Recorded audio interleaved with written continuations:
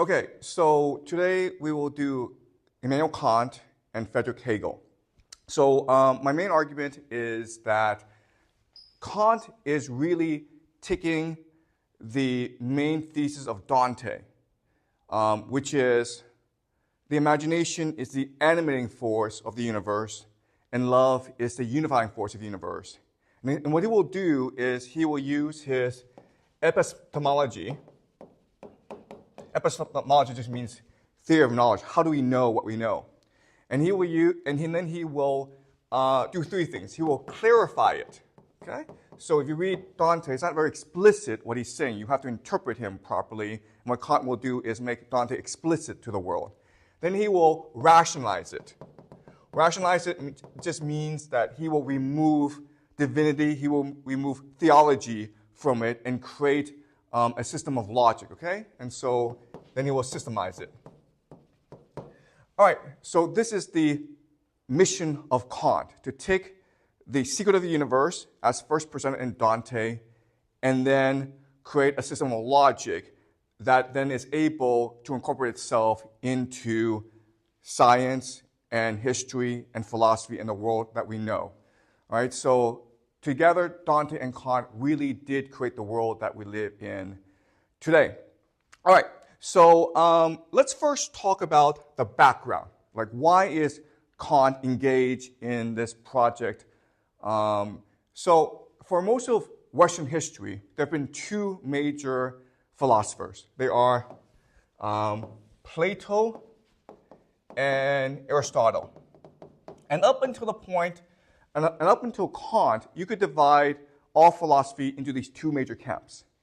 Plato believes that God is called the form of the good. Form of the good.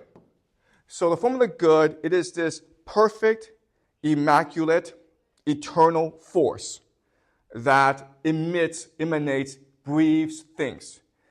And then he creates something called the ideals. And these are the perfect conceptions of beauty, reason, justice. And then these ideals give rise to the forms. Okay? And these are the perfect encapsulation of these ideals. So think of the perfect horse, or the perfect chair, or the perfect square. Okay? This is the real world. Okay? This is what is true and real. We live in the shadow world. So remember back to the allegory of the cave. So everything in the shadow world is only an imitation of the forms. And so in this conception, what is good is to move towards the form of the good, to return to the form of the good, and what is evil is to move away from the form of the good. Okay? That's why for Plato, art, poetry is evil, because you're imitating imitation. And why for Plato, mathematics and philosophy are inherently good, because it is teaching you how to return to the form of the good. And Plato is important because what happens is that Plato's ideas become the basis for heaven and earth, right? And so this is the basis for Christianity. Remember, in the Catholic Church doctrine, our life on this planet doesn't really matter. What matters is our return to heaven to be with God. And we say about Plato that he's a dualist. Okay? So there are three conceptions of the universe. There is the materialistic worldview, which is what Aristotle is. Materialistic just says that only things that you can see and touch matter. Idealistic is what Hegel will represent, which is that only ideas matter. And then Plato believes that both matter and ideas do matter. Okay, so he's a dualist, whereas Aristotle is a materialist. All right, so that's Plato. Pretty clear, right? Good. All right, now let's move on to Aristotle. For Aristotle, his God is called a prime mover. The prime mover is the first thing that moves. Because when the first thing moves, it causes things to move as well. Okay, there's cause and effect. So in this world, what matters is movement. Okay, everything's moving towards what? Towards something called telos. which is what purpose is. It's a Greek word for purpose. So for example, as a teacher, my telos is to teach as well as I can. And my mission in life is to constantly learn, to improve, and to practice so that my teaching becomes better and better. Okay, that's the idea of telos. And we can understand through observation and experience what each thing's telos is. And then you can start to categorize things, okay? And Aristotle, his ideas, of course, become the basis for science. Okay? And as I mentioned, Aristotle has a materialistic worldview as opposed to Plato's dualistic worldview. Aristotle doesn't really care about things outside the material world. He's only concerned about the here and now. So these are the two major schools of thought during antiquity. Now, as I mentioned previously in class, as the Catholic Church comes into power and it has a monopoly of power, it suppresses these philosophical inquiries.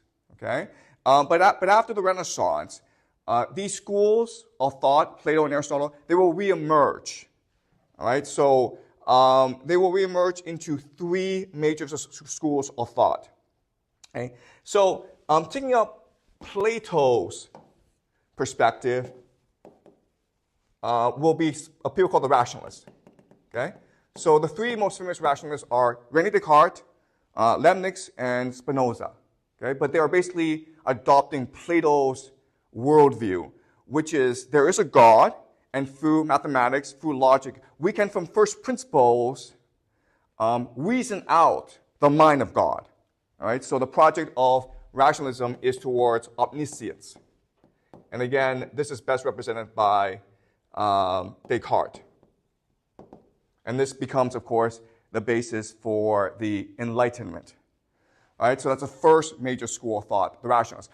They're also called the Continentals, the Continental philosophy, because it's really based on the continent of Europe.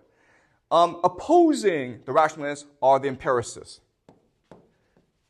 Okay, and these are people who are adopting the Aristotle worldview. The empiricist, the most famous, is John Locke. And what John Locke believes is our minds are born tabula rasa, which just means blank slate, meaning there's nothing in our minds.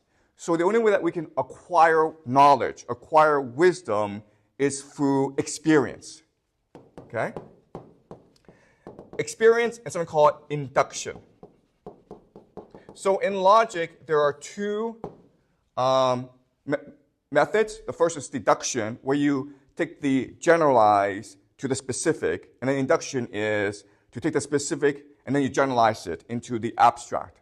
Okay, so for example, if I see 5 boys wearing white shirts, then I can generalize and say that all boys wear white shirts. But if the general principle is all boys wear white shirt, then for reduction, I can say, well, you're a boy, therefore you wear a white shirt. Okay? So that's the idea of empiricism. And of course, this becomes the basis for what we call the scientific method. Right? Now, there's another school of philosophy called skepticism. And this was pioneered mainly by a man named David Hume.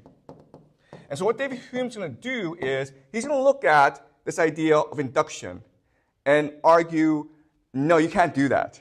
You cannot generalize things.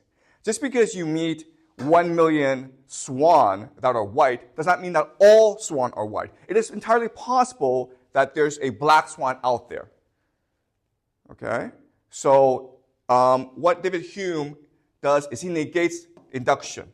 And what he argues is, basically, our understanding of the world is based primarily on custom. For him, custom just means consensus. We agree this is right, therefore it is right. There's no inherent truth to this thing. All right? So David Hume is very controversial because he argues that knowledge, true knowledge, is just impossible. Which means that the entire project of philosophy is pointless. Okay? You know what you know through experience and through custom. You cannot abstract things, you cannot reason out things beyond that, and therefore, what's the point of philosophy? All right, so that's David Hume. Now, what's going to happen is Immanuel Kant is going to read David Hume and be so agonized over his conclusions that he writes something called the Critique of Pure Reason. Okay? And this is considered the greatest treatise of philosophy ever in human history. It's extremely dense, extremely complicated, and quite honestly, I have not been able to complete it. Okay? I've tried my best, but it is way too difficult for me.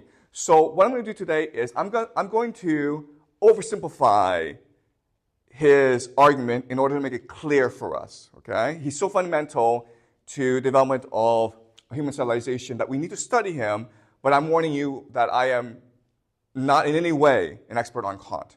But I hope that today's class will become a basis for your further study and inquiry into Kant and philosophy. Okay? All right. So in his critique of pure reason, what Kant's going to do is he's going to show that all three schools of thought, rationalism, empiricism, and skepticism, are all in their own way problematic. And in doing so, he's going to construct a new theory of everything, a new theory of the world that will become the cornerstone for neuroscience, physics, and artificial intelligence. Okay, so his contribution to human civilization cannot be understated. All right, so for Kant, this rationalist school is problematic because he believes that omniscience is just not possible. It is impossible for us to ever achieve the mind of God. There are limitations to the pursuit of knowledge. There are limitations to our capacity to reason, okay? So that's the first argument. Second argument is the empiricist argument of tabula rasa cannot possibly be true. He's going to show us through a lot of empirical proof that it's not possible for minds to be blank slates.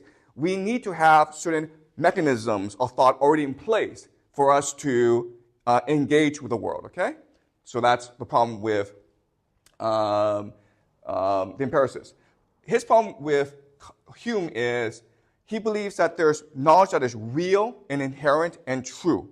And so knowledge can be pursued. Philosophy is important. In fact, for Kant, philosophy is the most important pursuit in human history, okay? So by responding to all three of these major schools, Kant, in his critique of pure reason, he's going to create a radical new theory of the world, okay? His own unique epistemology based on the thinking of Dante. All right, so let's go into his argument very quickly. And again, this is an oversimplification. All right, so we are all endowed with the capacity to reason, okay? We all have minds, and our minds engage reality, okay? What Kant says is this: the moment that we engage in reality, we create a new universe called appearance, okay? So let me first go over the terminology. It's very important you understand terminology in order to understand Kant, okay? So for Kant, reality are things in themselves. And here he uses the Greek noumena, okay? Things in themselves. This is the world that is true and real. And then the world of appearance are what they call things for us. Things that we see, but which may not be true. And he uses the Greek word phenomena. Okay? And what he's arguing is, within us, there is a mechanism in our minds that is always perceiving reality in a way that allows us to understand, interpret, and manipulate it. Okay? Okay. So this is his thesis. Okay? So let me first explain how he got to this thesis. So what Kant does is this. He tries to reason out what is possible in epistemology, okay, in philosophy. And so what he does is he creates categories. So there are 4 major categories that we need to know. Okay, and again, this is a bit technical and complicated, but we need to do this in order to fully understand Kant. So what Kant says is there are 2 types of knowledge. There's a priori, and there's a posteriori. Okay? A priori is Latin for things that come before. A posteriori is Latin for things that come after. All right? So a priori means knowledge that is independent of experience. Things that are universal and necessary. Things that are true in themselves. And a posteriori, of course, are things that you learn after you experience it. Okay? He also has 2 more categories of logic. The first is called the analytical. The analytical, and then the second is called the synthetic. Okay. Analytical just means things that are true in themselves. So they're true by definition. So if I say, for example, a square has 4 sides, a triangle has 3 sides, that's an analytical statement because it's true in itself. Okay? I can also say that A is A. I can also say that Mary is a woman. Okay? These are all just identity statements, things that are true in themselves. Synthetic statements are statements that are not analytical, meaning that you need to build these statements based on other information, and they could be false. Okay? So just think of synthetic as non-analytical. So what Kant does then is says, well, then if there are 2 by 2, there's 4 possibilities. Okay? And if you think about what a priori analytical is, that's just what logic is. Right? This is just what's logical. A posteriori synthetic is just what we call empirical. This is the John Locke project, right? Empiricism. Things that you know and learn after you experience it. Analytical a posteriori doesn't really matter, right? Because a square has 4 sides. It doesn't matter if you see a square with 4 sides. It doesn't really change anything. The main conflict between David Hume and Immanuel Kant is whether or not a priori synthetic knowledge exists. For David Hume, he says this in his writings, it is impossible for a priori synthetic knowledge to exist. But what Immanuel Kant will show us is it does exist, and he calls it transcendental idealism. Transcendental idealism, okay? And he's going to spend his entire book, A Critique of Pure Reason, about 1,000 pages, explaining why this must be true. Why is it that you must have a priori synthetic knowledge in your brain in order to understand the world? All right? So again, this is his main argument. And what he will show us is this. If you study mathematics, if you look at philosophy, if you look at classical physics, Newtonian physics, and you break things down to their most fundamental level, what you will discover is we have to bring in certain assumptions into this field of knowledge for it to exist. Okay? And these 2 very basic things that we bring in are called space and time. Space and time. Okay? Space just means sensation, and time is sequence. Okay? Time is just an order of things. 1, 2, 3, 4, 5. Space is just our interaction with the world around us. Unless we have these 2 basic concepts, no knowledge is possible. Okay? Space and time. So this is really important, and this is a hard concept to understand. What Kant is saying is that space and time do not exist in reality. Space and time is a projection of our minds in order to reconceptualize reality in a way that allows us to understand it and manipulate it, okay? Space and time.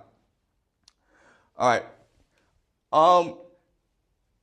In other words, okay, a very simple way to understand this is our minds turn the world into a story.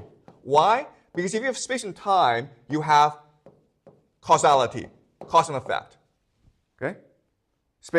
Time, movement, right? So now you have causality.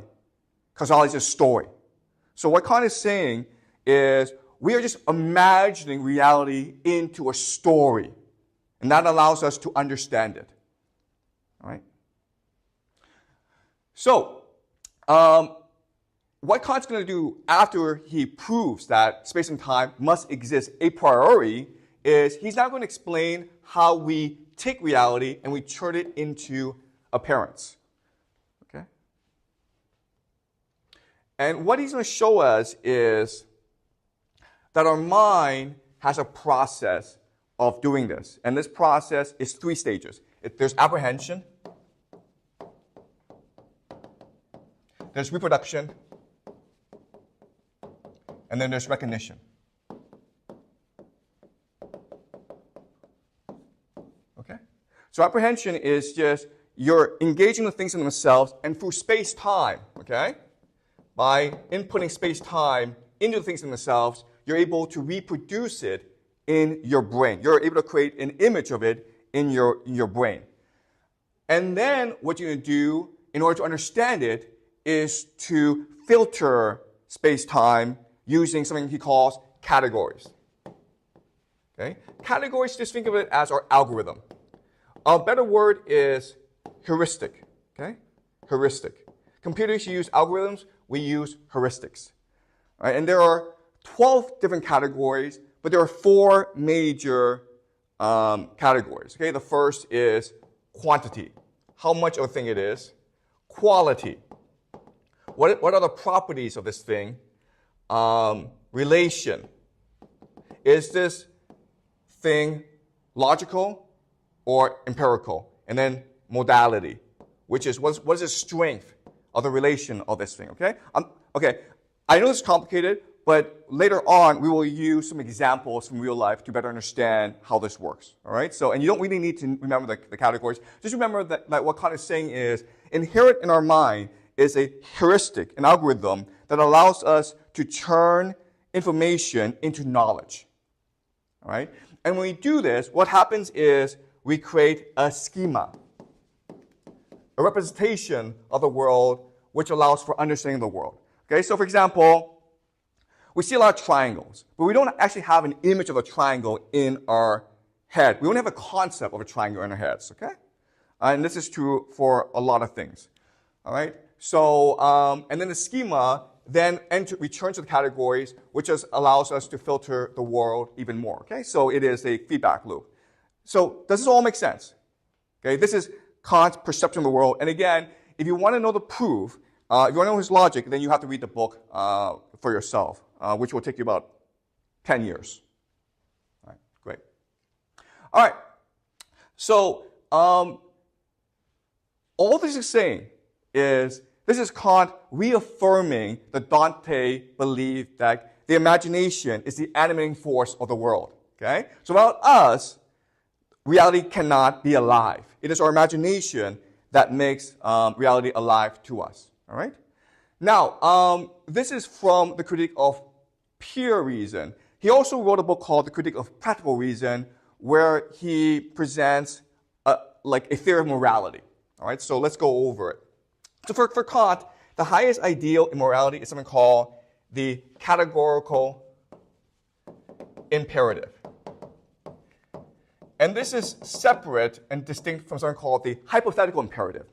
The hypothetical imperative is, okay, if you are a child in a school, how should you behave? Okay, this is specific, this is circumstantial. The categorical is the absolute. This is how you should always behave. And for Kant, there are 3 major principles that underlie all morality, okay? So let's go over them one by one. The first is the idea of universal law. So Kant says, imagine that each of your actions will be universalized, will be generalized, so that everyone will behave the way you do. Okay? So for example, you can choose to steal, but imagine everyone stealing. Well, what kind of world would that be? You certainly would not want to live in that world, right? So behave as though everyone is watching you and everyone's going to do what you're going to do. Okay? Be the best possible example to everyone.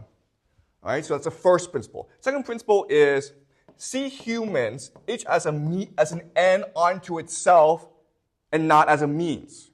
Okay, do not manipulate people. Do not use people. Treat people with respect. Okay, and the third is the idea of autonomous will. which means like everything you do must be something that you reason out yourself. You're not coerced into it. You're not manipulated into doing it. You're not tricked into doing it. It's something that you, sitting by yourself in a room, you're able to reason it out independently. Okay? So this is the idea of the categorical imperative, which Kant believes is what we should all strive to and what we're all capable of doing because we're capable of reason. Okay? We're capable of imagination. We're capable of imagining a moral world. And this is important because this becomes the basis for what we have today, the United Nations, human rights, international law, okay? That's how influential Kant has been in development of human civilization. All right, so how can we understand the categorical imperative? Well, let's go back to Jean-Jacques Rousseau.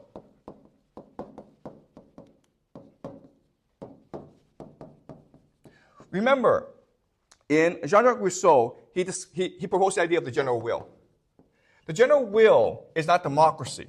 Okay? Democracy is simply you get everyone to vote. Okay? So in this room, I ask everyone, what should we have for lunch? And then someone proposes, let's have ice cream. And everyone raises his hand and says, yeah, let's have ice cream. Okay? That's democracy. But for Jean-Jacques Rousseau, what he argues is the general will is the best interest of people that you can derive from just by reasoning out yourself. Okay? So if you were all sit down by yourself and ask, what should we have for lunch? It wouldn't be ice cream because ice cream makes you fat. It's too much sugar. It's bad for you, okay? You would probably think we should have salad. So the general will represents the best interest of everyone involved, okay? So if I would ask you, what should we have for lunch? Everyone would say, if we're following the general will, a salad or maybe a chicken breast, okay? So in other words, the categorical imperative, it is just the individualized general will, all right? It is a general will that you internalize to yourself and you behave as though you are the general will, right? So that's a way of understanding the categorical imperative. Now, there's another way of understanding the categorical imperative and just using Dante. So remember, we read the Divine Comedy, and Dante's categorical imperative is very simple. Love someone, okay? Doesn't matter who. It could be your wife, it could be your mother, and it could be your child, it could be your best friend. But love that person.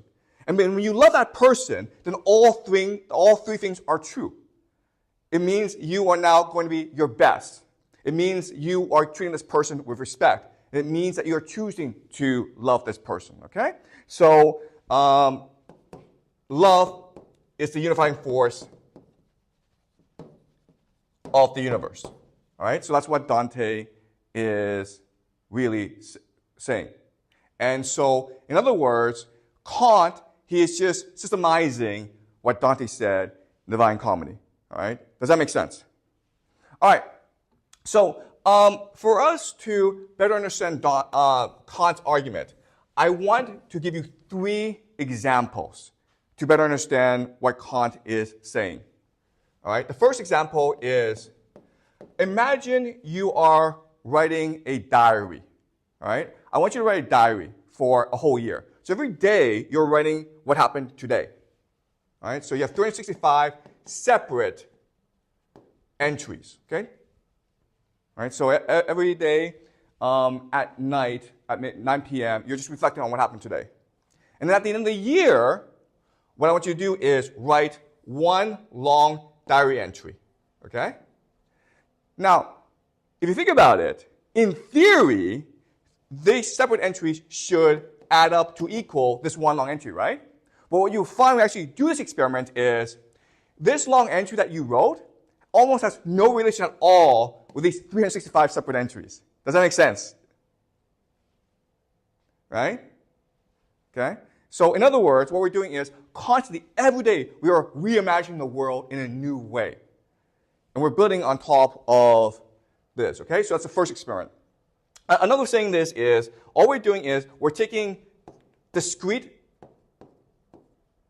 data points, which is what 365 diary entries is doing, and then combine them into one complete story. All right? Here's another experiment you can do. Memory.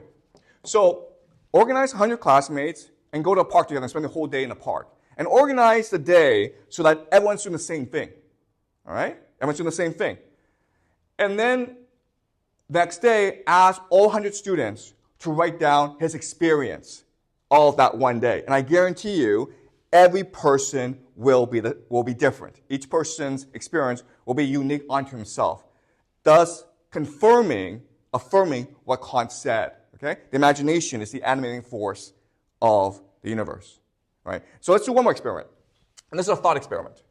This is something you can't do, but let's just imagine it. Imagine you end up on an island. Okay? And this island is very fertile, very opulent, lots of fruits, lots of fish. You don't have to worry about starving. But one day you go to sleep, and then your mind is wiped clean. It becomes a tabula rasa, as proposed by John Locke. Okay? So you have no more memory. You can't speak. You've lost the capacity of language. You've lost the capacity to reason. You don't know where you are. You don't know who you are. Okay? You get up. And now the question then is, what will happen to you?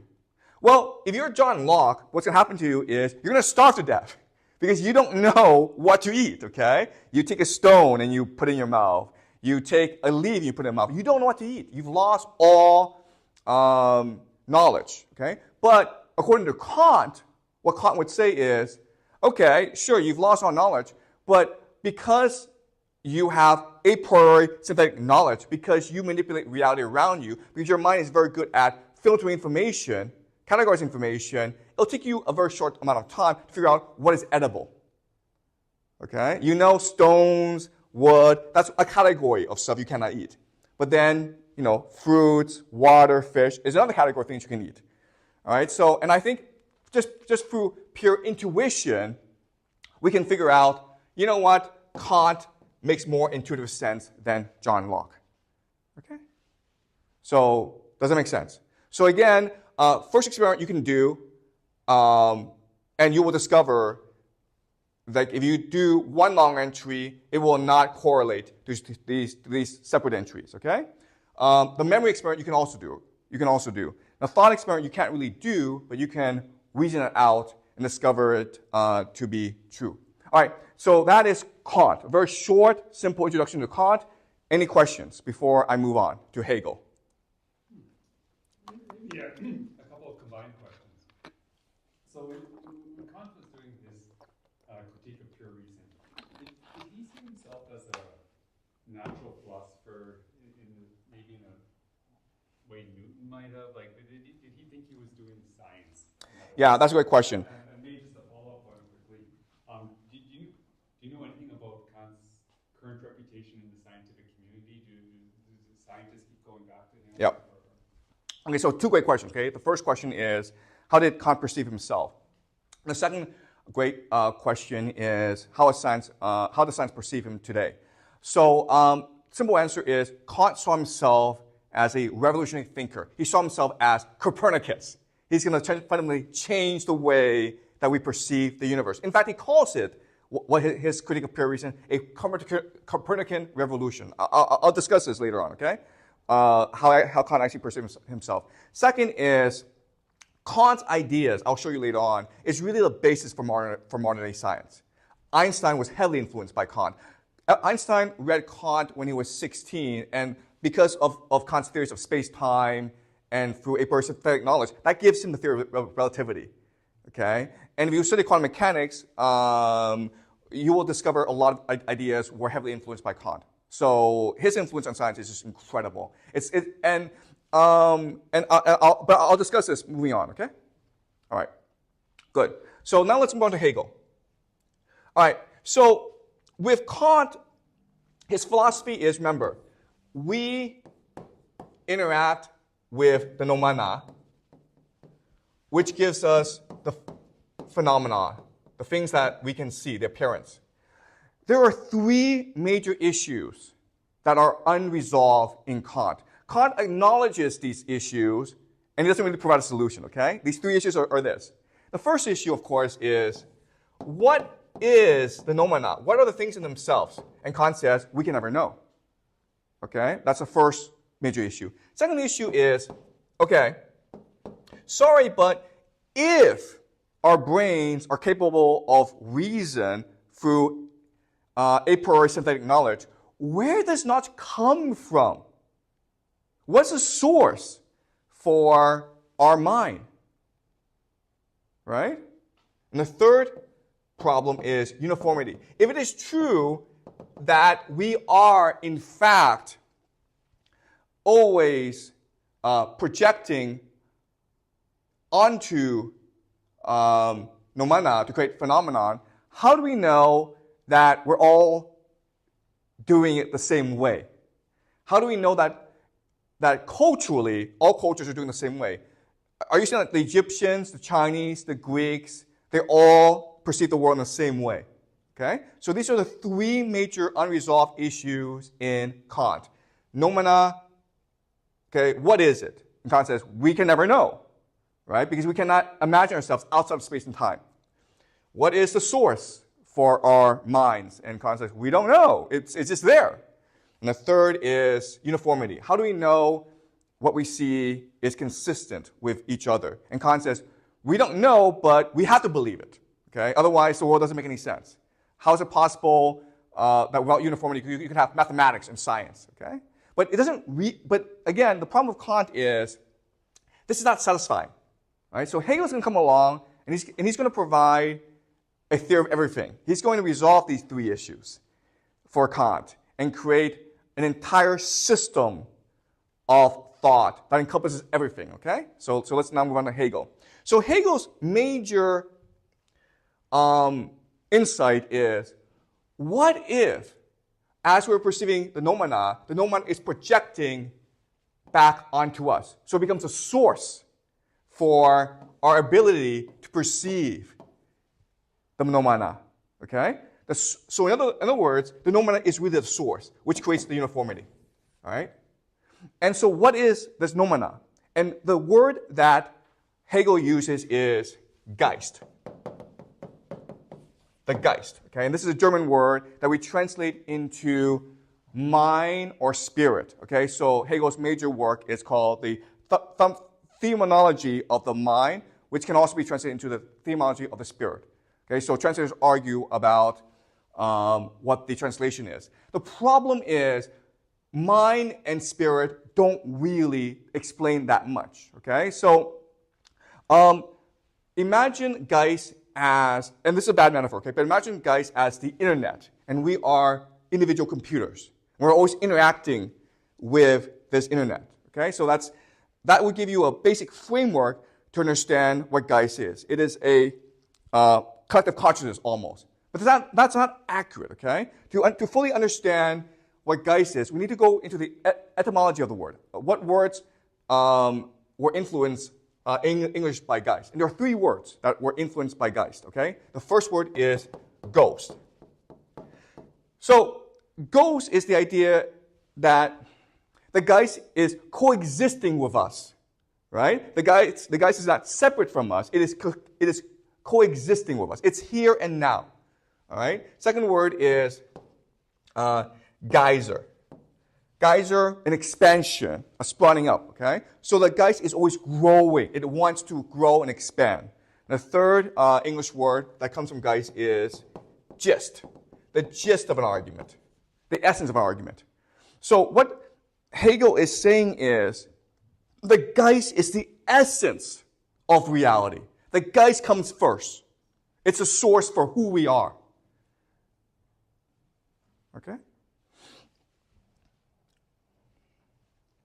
So, again, to understand Geist, think of it as an internet, but the internet that is coexisting with us, that is always expanding forward, and which is the essence of all life itself. That's why we say that Hegel is an idealist, right?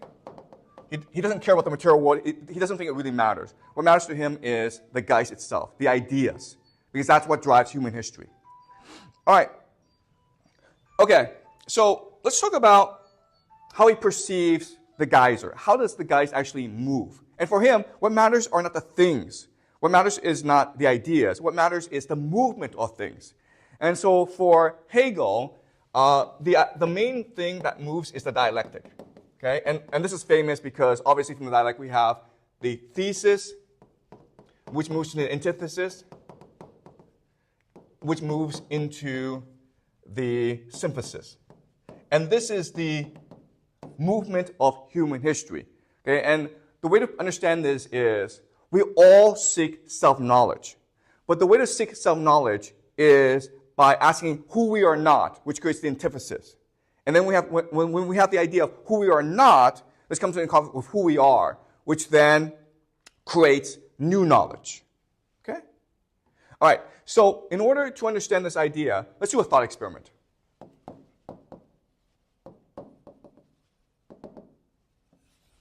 Okay, the thought experiment is this. Okay, let's go back to the island, and there's 100 of us, okay? And we all sleep in different corners of the island.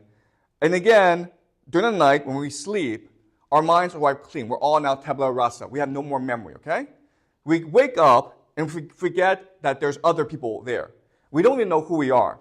When we wake up, what we see is the universe, the space and time, and we think that we are the universe, that we are space and time, and there is a reconciliation between us and the world, okay? And we're really happy. But as we move along on the beach, we see someone else. And this other person frightens us because it's like us, but it's not like us. And now this person has destroyed my conception of the universe, which is like, I am the universe, or I am God. And this creates conflict, okay? We fight. We might actually physically fight. We might argue, okay? But over time, we create a synthesis, which is like, okay, the two of us are now the universe. Problem is, we walk along and we meet another person, okay? So this is a constant process. But over time, even though there's conflict, even though there's violence, it's all a natural part of enlightenment. It's all part of the process of reconciliation, where eventually, all 100 of us, we rediscover who we are through conflict and differentiation, and we form a collective consciousness, and we become what Hegel says is the absolute spirit. Okay? Absolute spirit. And that is the progress and the purpose of our lives. All right? So let me frame it in a different way. All right? So what Hegel is saying, okay? And again, these are not his words, these are my words, so be careful. Okay? But I think this is the best way to explain what he's really saying about the movement of history. God has two forms. God is the Geist. Okay? But God is also the universe. Does that make sense? Okay? So, why would God do this? Why would God be both the universe and be the Geist? Because God is trying to create reconciliation between itself and all the things in the universe. It's trying to come to peace, a reconciliation, an awareness between itself and us. Okay? So the Geist, through the dialectic, it is growing and growing until it becomes the universe itself. And that is the end of history. All right? And this is what we call a teleological movement of history, where things are moving towards their purpose. So what Hegel says is, the world is becoming. Okay? Do not think of the world as being, but becoming, as constantly in a process of transformation, of growth, of expansion. Why? Because it wants to become being. The being is when we are completely reconciled to God. All right? That's the end of the world. That's the end of history. The reconciliation between us and God. When we become God and God become us, then there's no more differentiation. There's no more conflict. And we are moving towards this because the world is teleological. Every single thing that we do is moving towards the one reunion with God. Okay? The Geist. So to prove this, Hegel discusses the Geist. How do we know the Geist? Well, in culture, we know the Geist through art, philosophy, and religion. And when you study these three things, historically, what you will discover is they're all progressing. Okay? So in terms of art, right now we're on the Romantic period, which is the highest period of art, because it is synthesizing all previous periods of art. Religion, the highest religion is Christianity because it is the beginning of reconciliation between us and God.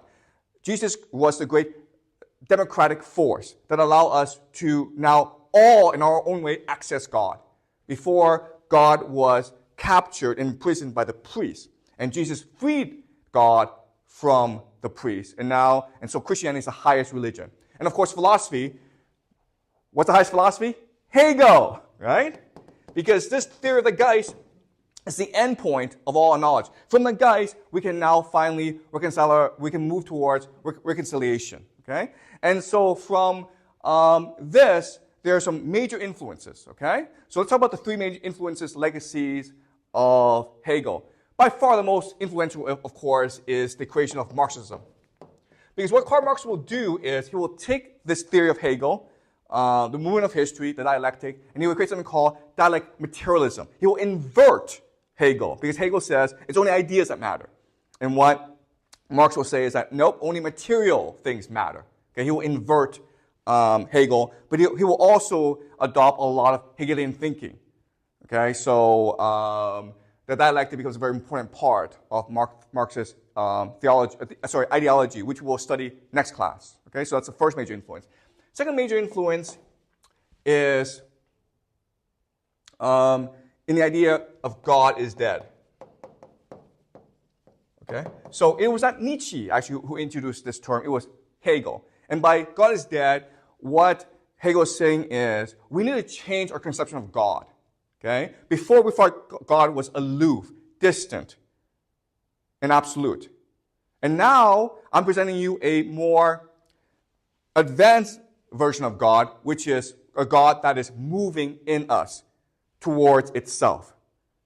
Okay, so God is dead. And of course, the third major influence, which we will discuss later on, is the idea of the nation state. Because this theory of geist becomes part of the nation state. And so now, because of Hegel, we can believe that the nation state can have a soul. Okay, and this will lead to a lot of problems, which include imperialism, World War I, and other really fun things. Okay, but we cannot understate the influence of Hegel. All right, so that's Hegel. All right, so any questions before I move on to the legacy of Kant and Hegel? Was this clear? Was this clear? Yeah. Good. The contrast is really interesting because like both these philosophers make a great intellectual edifices, right? And like the one thing I can picture Kant living within his, right, and being very comfortable. Yep. He's saying something concrete about the world. Yep. And I'm not sure about Hegel. Do you think how much do you think he really believed what he was talking about, as opposed to like this is a very elegant explanation of the world? Right. Like, it seems a little bit like they're both abstract, but Hegel seems more abstract by almost by on scale. Yeah. So that's a great point. Yeah. Kant is very logical. Hegel is very abstract. So if you read the Critique of Pure Reason, if you spend enough time on it, you will get through it. Okay, you will be able to master it. Whereas if you try to read Hegel, especially the phenomenology of spirit, it's just impossible. It's like everyone who reads it will have like a different interpretation. And the reason why is what Hegel's trying to do, he's trying to synthesize all human knowledge. Okay, he's trying to take everything that's happened, everything that we know, and he's trying to synthesize it into a system, which Kant just basically said we can't really do. Okay, I'm not an expert on Hegel, and I don't want to be an expert on Hegel actually, because I think I will go crazy if I read too much Hegel. But I do know there's a lot of controversy around Hegel. He's actually gaining, he's actually regaining popularity in our age because of the idea of the geist, right? Because we live in a too materialistic world. But yeah. Sorry if I'm rambling on. Okay, all right. Let's move on to the legacy, because the legacy will give us further insight into Kant and Hegel, as well as help us better understand the world, okay? So Immanuel Kant. So remember that Immanuel Kant, for him, he was really aware of what he was doing. And his argument was that the critique of pure reason, it marks a radical new stage in human history. It is like Copernicus. Remember, Copernicus, his major contribution was, before we thought we were at the center of the universe, right? And then Copernicus banished us to the margins of the universe. So it's a new way of perceiving the world. And so Kant's trying to do the same thing, okay? So pre-Kant, the philosophers thought that there was an objective reality and that we were just observers of this objective reality, but through logical experience, we could ultimately access this objective reality. And Kant says, no, no, no. The world is entirely subjective. We project our imagination, our ideas onto the universe. We are active participants in the world. And this will give rise to the idea of romanticism, okay? Which is that the human imagination is the highest ideal. It is, in many ways, it participates in God itself, right? So that is Kant's major revolution. This is Friedrich Hegel. And let's remind ourselves the difference between Kant and Hegel. So what Kant would say is there are limits to reason. Okay, we can never know the mind of God. And what Hegel says is no, the mind of God is a dialectic. Okay, and therefore we can know the mind of God. All right. Kant will say the world is what we will it to be, meaning we have free will. And then Hegel will say we are moving towards the end of history, which we are progressing, but this means we have no free will. Okay? Everything has been planned from the beginning. All these conflicts are part of a process of eventual enlightenment. And Kant will say, we must believe in God for morality to exist. This is a really important point. So Kant is extremely logical, he's very honest. And he says, there's nothing I can do to prove God exists. But we must believe God to exist, otherwise we have no morality in this world. Okay? He also says we must believe free will exists, even though there's no logical proof of free will. Otherwise, what's the point of existence? Okay? Hegel says God is dead. I've created a new God, and it's a theological God that is forcing us towards him. All right? So these are the three major differences between Kant and Hegel. All right. So now let's look at the legacy of Kant, okay? So what's amazing is the more science progresses, the more Kant is proving right. So neuroscience is telling us today that we hallucinate the reality, all right? And there are lots of experiments that prove this. So let's go over some really quick examples. We see a triangle, right? Guess what, guys? It doesn't exist, okay? It's just part of our imagination.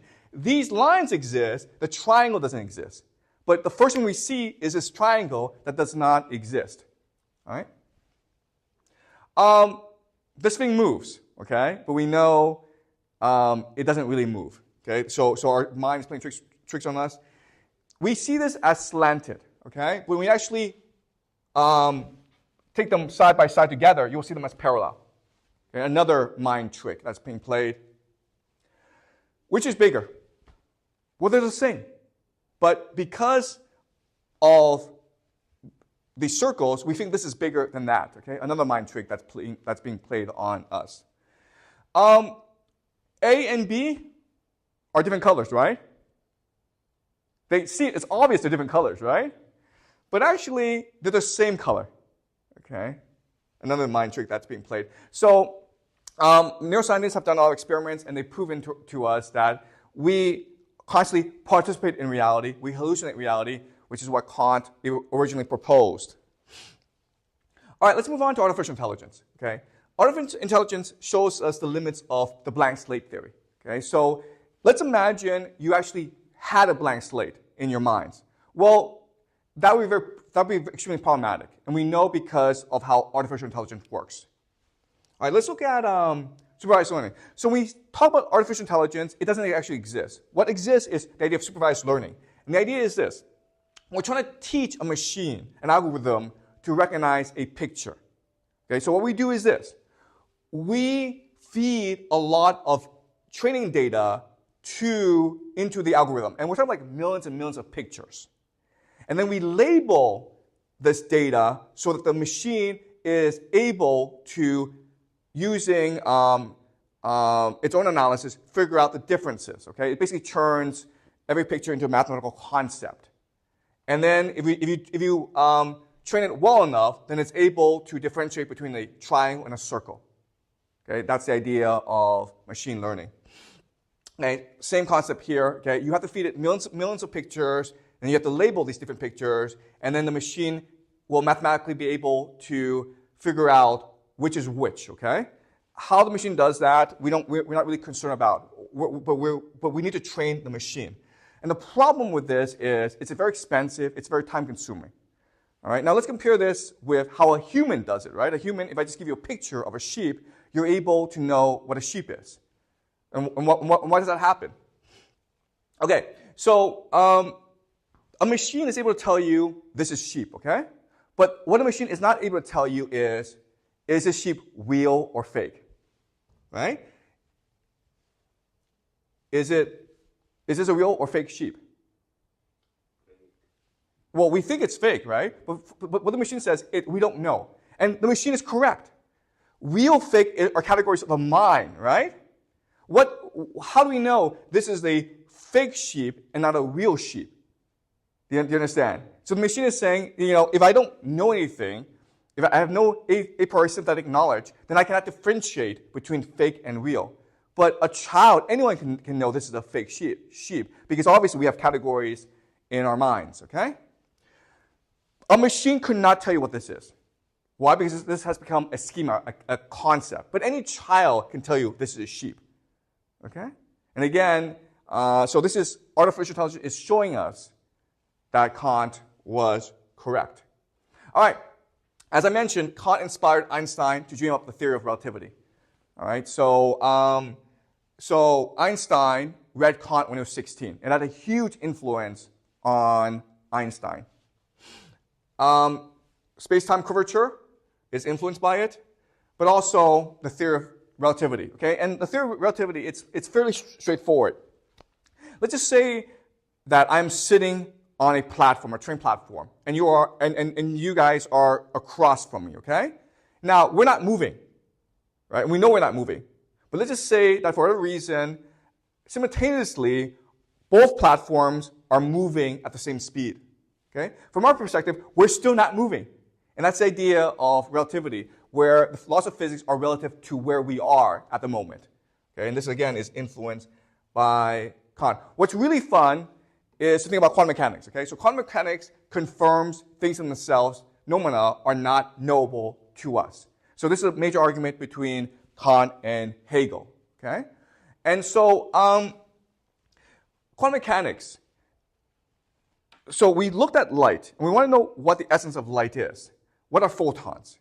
And we discovered something really problematic, which is we discovered that photons are both wave-like and particle-like. They're both wave movement and particle, something static.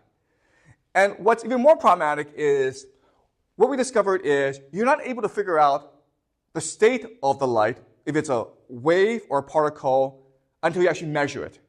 So in other words, before you measure light, before you measure particles, they are simultaneously occupying many different possibilities, something we call a superposition, okay? And this idea of wave function. A wave function is all the probabilities of its position in space. When you measure it, it collapses into one data point, okay? Does that make sense? All right. So, in school we teach you the Bohr model of the atom, but it's a cloud, meaning we don't know where the electrons are at a certain state. We can only know the probability of where it could be, okay? And so that's a problem here. All right, so this idea of quantum mechanics, Einstein hated this theory. He thought this was disgusting. There's too much randomness. It's ugly. He hated it, okay? He thought that God, as an architect, had an elegant mind. And when we come up with these theories like quantum mechanics, which actually makes absolutely no sense, you're insulting God. So to disprove quantum mechanics, Einstein wrote a paper on something called quantum entanglement. And the idea is this, okay, things cannot be measured. We cannot know the state of things, of atoms, until they are measured, right? Well, in quantum mechanics, things also exist in opposition towards each other. Okay, so maybe two atoms are aligned together, and their two states are mirror images of each other. So what you can do is this: if you split these two and you set them off in different corners of the universe, according to quantum mechanics, the moment you measure the first atom, the second atom must also reveal itself, even though you have not measured it. And it also has to be simultaneous, even though these two atoms could possibly at different ends of the universe. Okay, quantum entanglement. And Einstein says, this can't possibly be true. This is a stupid idea. And this proves quantum mechanics doesn't work. The problem is this. The problem is we've done experiments to prove quantum entanglement actually does work. And this is true. Okay? Not only that, but quantum mechanics has proven itself to be the most successful theory in physics of all time, because it's given rise to the transistor. Okay? The idea of the transistor is, if you can understand electrons, then you can manipulate electrons in a way that allows you to manipulate it, which allows you to make calculations on it, okay? So the transition has given rise to the computer, which has given rise to the internet, okay? Basically create the world that we live in today. So without quantum mechanics, we cannot have the world we live in today. Okay, so, but again, even though we know quantum mechanics to be true, we don't know why it's true. Okay, there's lots of mysteries in quantum mechanics. One of the biggest problems in quantum mechanics is something called Schrodinger's cat. So Schrodinger created a thought experiment to show you how problematic quantum mechanics is. Let's just say that you have a cat inside a box, and there's radioactive material inside this box, okay? And you don't know, you can never know if this cat is dead or alive. So the only thing you can say is it is both dead and alive, which again is problematic. But that's not it. It's even more problematic because another physicist, Wigner, said, okay, let's do another thought experiment. Let's just say, okay, I'm a scientist, I open the box. Then I know the state of the cat now, right? I didn't know it before, but once I open the box, I can see if the cat is alive or dead. Now I know. But let's just say that there's a friend in my laboratory who is observing me, okay? And he has not himself opened the box. So when I open the box and I find the cat is dead, what happens to him? Okay? Well, there are different possibilities. The first possibility is he now knows. Okay, so reality has changed for him once he has this information. The other possibility is he doesn't know, but he thinks he knows. Okay? So this shows you how problematic quantum mechanics is. And you can keep on going like this to the nth degree. Okay? In other words, the question that they're trying to deal with, the question that quantum mechanics isn't really able to resolve is reality subjective or objective? Can there be a one reality in which we all live in, or is reality constantly multiplying subjectively? Okay? In other words, whenever we make a decision, whenever we act, it changes reality for us, but not for others. Okay? Is it possible, like, we all live within our own universe that is unique to us? Okay? That's a question quantum mechanics cannot answer. And it creates a huge problem in quantum mechanics. But if we go back to Kant, well, the answer is obvious. It is true that we do create our own individual reality, right? The noumena is something we can never see. This is quantum mechanics. The mind, when it interfaces with the thing in itself, it creates the world that we live in. Okay? So this brings back to the point that the imagination is the animating force of the universe. When we use the imagination, we create our own reality that is distinct from other realities. Okay? So, does that make sense? Okay. So, okay. Another way of framing this is, what is happening here? Is Kant describing the world we live in, or did he create this reality that we live in? Okay, and so this another saying this then is, rather than artificial intelligence, neuroscience, quantum mechanics, all confirming what Kant first argued, another way of saying this is, Kant gave them the intellectual capacity to come up with these theories by themselves. Okay? Another thing of saying this is this. Philosophy creates the boundaries of the human imagination. And science, all science is doing is playing within these boundaries to confirm what is known within these boundaries. Okay? That's the radical statement that I want you to think about. Okay? Is science capable of coming up with new ideas by itself? And the argument I would make is no. Because you can have data, what matters is your interpretation of this data. And this interpretation of data comes from the geist, okay? The collective mind that philosophers like Kant and Hegel created. And this is problematic because we live in a world today that is undervaluing philosophy and arts and overvaluing STEM, engineering, technology. Okay? And so what my argument to you is, if that is the case, if we just spend all money on science, it's all going to be useless. Okay? Because in the Dante worldview, Dante talks to God, writes the Divine Comedy. Divine Comedy then inspires Kant to write the Critique of Pure Reason, which inspires Hegel, and the two together will go inspire neuroscience, artificial intelligence, and quantum mechanics. Okay? So in other words, it is imagination that creates all reality, not just our individual reality. There are some of us who are geniuses who are able to imagine a new reality in which we can now inhabit and participate in. Right? And evidence for this is, ever since the Germans, so Kant also conceptualized the United Nations, okay?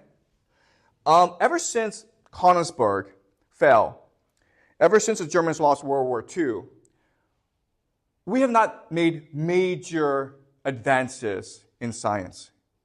Okay, remember, the transistor is not a major advance. It's just technology. It's just taking a science and then expressing it in the world that we live in today. Okay. So without culture, without the geist, is it possible to contribute to advance science? Okay. And I think the answer is no. I think we're stuck where we are because we've abandoned culture. We've abandoned the geist. So Immanuel Kant was a citizen of Königsberg. In fact, he was called the Königsberg clock. Why? Because he was so regimented. He made sure at a very specific time he would take a walk somewhere. Okay, and so by observing where he was at a certain time, the residents of Königsberg would know what time it is. All right, so you can make the argument that Kant created Königsberg because Königsberg would, after Kant, become the intellectual scientific center of Europe. But Königsberg also created him, okay, which is very an idea which would be very familiar to Hegel. Right? So that is it for Kant. We will now move on to Marx and Freud. Okay, but was this clear? Any questions? Okay, great. So next class we will do Marx.